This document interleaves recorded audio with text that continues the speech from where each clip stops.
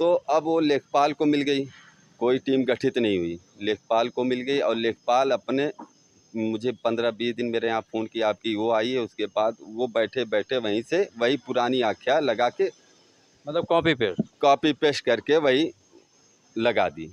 ना टीम गठित हुई, ना ही उस पे कोई कार्रवाई नहीं, कोई जांच नहीं आई। अब बताइए इतने बड़े अधिकारी महोदय डीएम साहब का आदेश ये लोग लेखपाल नहीं मान रहे तो फिर मेरा क्या?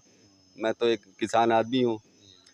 अब फिर से चलें, इसका मतलब लेखपाल का भ्रष्टाचार इसमें आ रहा है जन सुनवाई में। क्या आपका विपक्षी कोई राजनीतिक पार्टी नहीं से नहीं संबंध नहीं है? नहीं जैसे नहीं, मैं गांव समाज की सेवा के लिए कि हमारे गांव में जो सरकारी ज़मीन कब्जा करके बैठे हैं भूमाफिया टाइप के, हाँ, भूमाफिया टाइप के लोग हैं और उनसे कब्ज़ा हटवाना चाहता हूँ। जो सरकारी चीज़ जो सार्वजनिक यूज़ के लिए है वो चीज़ खाली हो जाए कि सारे गांव वाले यूज़ करें, कोई एक व्यक्ति उसको कब्जा कर, हाँ, सबके लिए।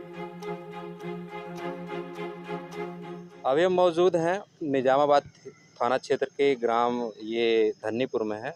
निजामाबाद तहसील के धन्नीपुर बहाव में है और ये हमारे प्रार्थी हैं। क्या नाम आपका? अतीकुर रहमान? नहीं, मोहम्मद फरमान। अच्छा, मोहम्मद फरहान आपका नाम है। और इनके यहाँ ज़मीन का विवाद ऐसा है कि अब जान लीजिए कि कई दिन से चला आ रहा है और इसका निस्तारण होने का नाम ही नहीं ले रहा है। कई जगह ये प्रार्थना पत्र भी दे चुके हैं। आइए बात करते हैं इनसे, क्या मामला है, आखिर क्यों किन परिस्थितियों में आखिर ये इतना परेशान हुए हैं और तमाम शिकायतों के बावजूद भी इनकी अभी तक कोई कार्रवाई नहीं हुई। इधर आइए। नाम आपका? नाम मेरा मोहम्मद फरहान है। मोहम्मद फरहान। क्या हाँ, दिक्कत है और विवाद क्या है? मैं धन्नीपुर का रहने वाला हूँ, थाना मेरा फूलपुर है, तहसील निज़ामाबाद है। तो मेरे गांव में कूड़े की बड़ी समस्या है। जैसे हम लोग जानवर पालते हैं तो उसके गोबर-वोबर फेंकने के लिए जगह नहीं बची है। तो एक खाद गड्ढे का मामला, खाद गड्ढे के बगल में एक चकमार्ग है, दोनों 3 बिसवे का खाद गड्ढा है और चकमार्ग है। ये मैंने जांच करवाने के लिए मैंने सोचा गांव की सफाई-वफाई वहाँ पे सारे कचड़े फेंका जाए। जब जांच करवाया तो वो 2 व्यक्ति द्वारा कब्ज़ा किया है, पक्का आवासी मकान है। एक अतीकुर रहमान है, एक तबरेज़ आलम है।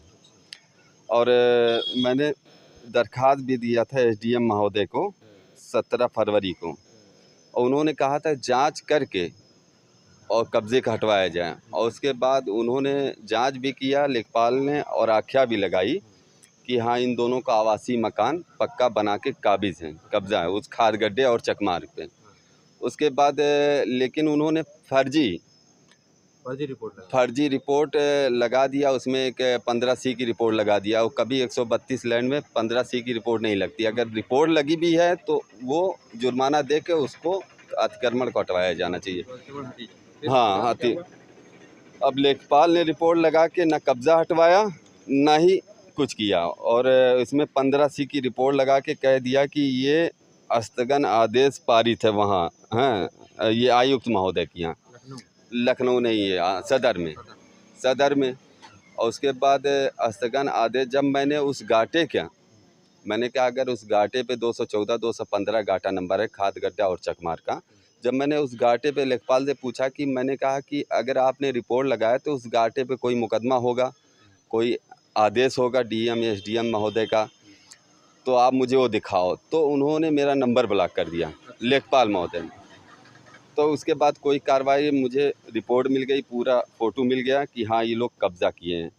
मैंने फिर डीएम साहब के यहाँ गया, डीएम महोदय साहब के यहाँ आज़मगढ़ गया, तो वहाँ पे मुझे भरोसा दिया गया कि आप जाइए। उन्होंने कहा कि मैं टीम गठित कर दे रहा हूँ, उसके बाद टीम गठित करके उस पर जाँच करवाने का आदेश दे रहा हूँ। तो ये मैं गया था 5 मई को जिलाधिकारी महोदय आज़मगढ़, वहाँ गया। उसके बाद मैंने एप्लीकेशन दिया, उसके बाद मेरी रिपोर्ट भी आ गई लेखपाल को, जो तहसीलदार महोदय को ही प्रेषित किया था कि ये टीम बना के गठित करें, मतलब जांच टीम बना के, हाँ, गठित करें और कब्जा हटाया जाए।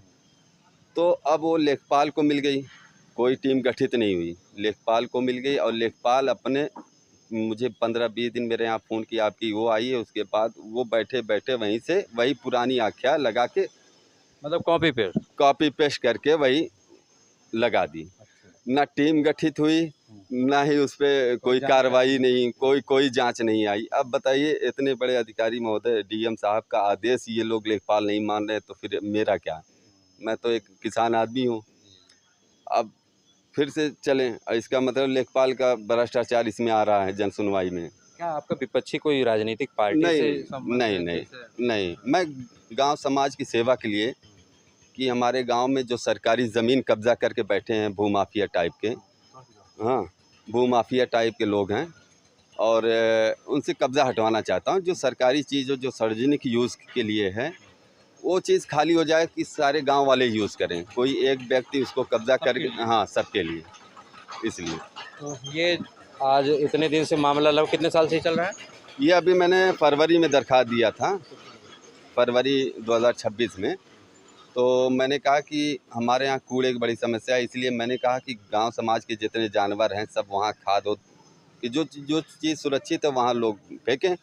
तो मौके पर क्या वहाँ पर क्या-क्या है? मौके पे इन दोनों व्यक्ति द्वारा पक्का मकान बना लिया गया उस खाद गड्ढे और चकमार पे, उसी पे 3 बिस्वा का नंबर है, 34 हेक्टेयर का नंबर है खाद गड्ढे का, 4 हेक्टेयर का नंबर है चकमार का और पक्का आवासीय मकान बना के वो हो गया। अभी ये लोग फर्जी नकल लगा के, मैं आपको दिखा देता हूँ, ये फर्जी नकल 15 सी के लगा दिए। इस पे ना कहीं कोई आदेश है, ना कहीं कोई वो है। हम किस घाटे पे मुकदमा लड़ें ये भी नहीं दिखाना चाहते। संख्या भी नहीं है। ना कुछ नहीं है। आप बताइए नकल पे कहाँ आदेश लिखा जाता है? मतलब ये फर्जी मामला है। और इन लोगों के बयान हल्फी आप देख लीजिए, ये देख लीजिए, हाँ, ये इन लोगों द्वारा पक्का मकान आवासी और इनकी बयान हल्फी, ये बयान हल्फी भी लगाए हैं स्टाम्प पेपर पे और ये कह रहे हैं कि मैं चकबंदी पूर्व कब्जा किया हूँ। 1962 में चकबंदी हुई तब भी वो सुरक्षित घाटा था, सुरक्षित घाटा था, तब कुछ नहीं था। सारे उसी तरह लोग जानवर पालते थे वहीं सब ले जाके फेंकते थे।